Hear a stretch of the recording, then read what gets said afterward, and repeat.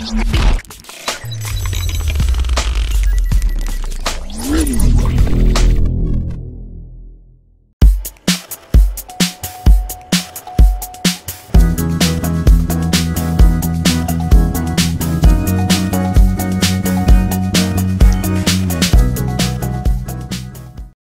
à tous, on se rejoint aujourd'hui pour une nouvelle vidéo de vlog et aujourd'hui donc c'est le guide d'achat. Donc guide d'achat 70 €, il a bien marché. Le guide d'achat 120, vous avez adoré et vous avez redemandé encore plus. Et vous attendez la suite. Et oui, donc du coup, j'ai cherché, j'ai trié, j'ai fait des sélections, j'ai éliminé.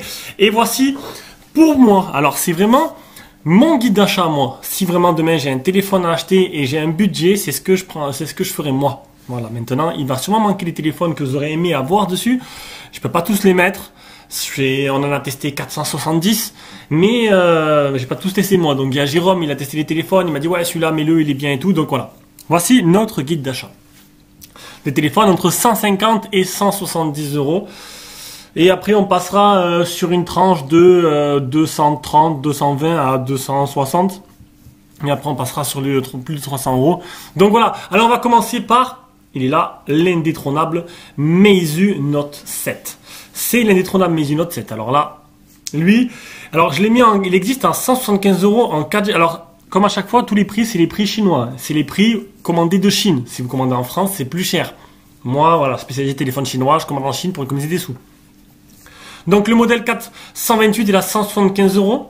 On a le 464 à 161 € et vous payez encore moins cher. Vous avez le 4.3. Alors il est où le 3 en global 332 à 139 €. Ce qui fait vraiment pas trop cher pour un Redmi Note 7. C'est vraiment la base. C'est vraiment le téléphone par excellence. Il a tout. Il a une batterie de 4000. Il est pas full band. Hein. Il y a que le modèle Free qui est full band, mais il est vendu que sur Free. Donc il manquera la B28. Et l'appareil photo 48 mégapixels. Il a un design A en coche. Alors c'est pas un design.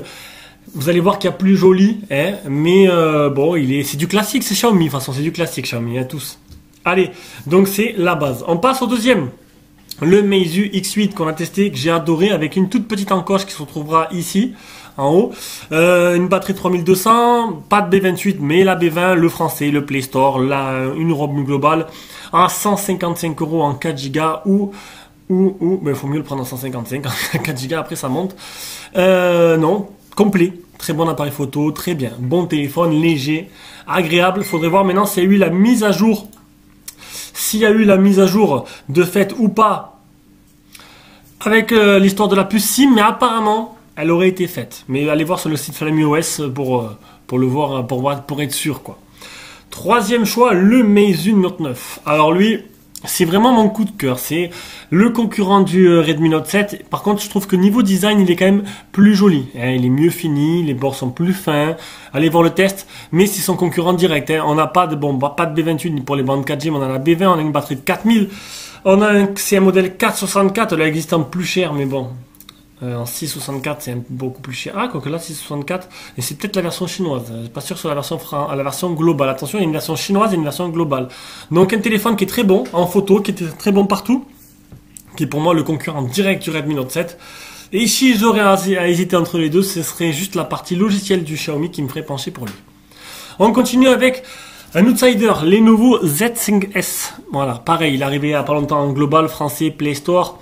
Modèle 664, alors vous avez plusieurs modèles, donc là c'est le modèle 664, vous avez le modèle 464 à 165 €, voilà, donc le 464 à 165 € avec 4 bandes sur 5, par contre, voilà, il manque toujours la B28, 3300 la batterie, un design plutôt joli, Lenovo, ouais, tout le monde connaît Lenovo, c'est bon, ça sort pas de téléphone en France parce qu'ils ont racheté Motorola, c'est Motorola en France. Parce qu'ils voilà, ils veulent pas trop faire de concurrence. Il y en a eu quelques-uns qui sont sortis, mais voilà, beaucoup de téléphones nouveaux en Chine et de très bons. Et en plus, maintenant, ils sortent en global, ce qui est plutôt intéressant. Et on arrive au dernier téléphone. Alors voilà, j'ai mis un Samsung parce que je trouve que Samsung, la gamme A, revenu vraiment en force. Donc on a fait le M10, le M20, le A30, A40, A50, le A70, le A60 arrive. Et le A30, c'est le A50 en gros, mais un peu downgradé, qu'ils ont un peu enlevé un peu quelques trucs pour qu'il coûte moins cher. Donc pour un prix, alors là, faut regarder pas le prix là, hein. Faut le prendre par exemple sur Rakuten, il a 180 €, un peu moins cher sur eGlobal Center. Donc du coup, pour 180 euros, on a quand même un super AMOLED, on a une batterie de 4000.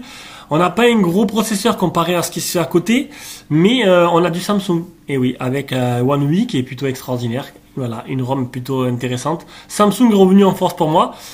Et ça peut être un très très bon choix, un écran de 6,4 pouces. Franchement, dans tous ces 5-là, vous avez le choix. Voilà, vous avez le choix. Et ce serait vraiment à hésiter, à choisir. Voilà.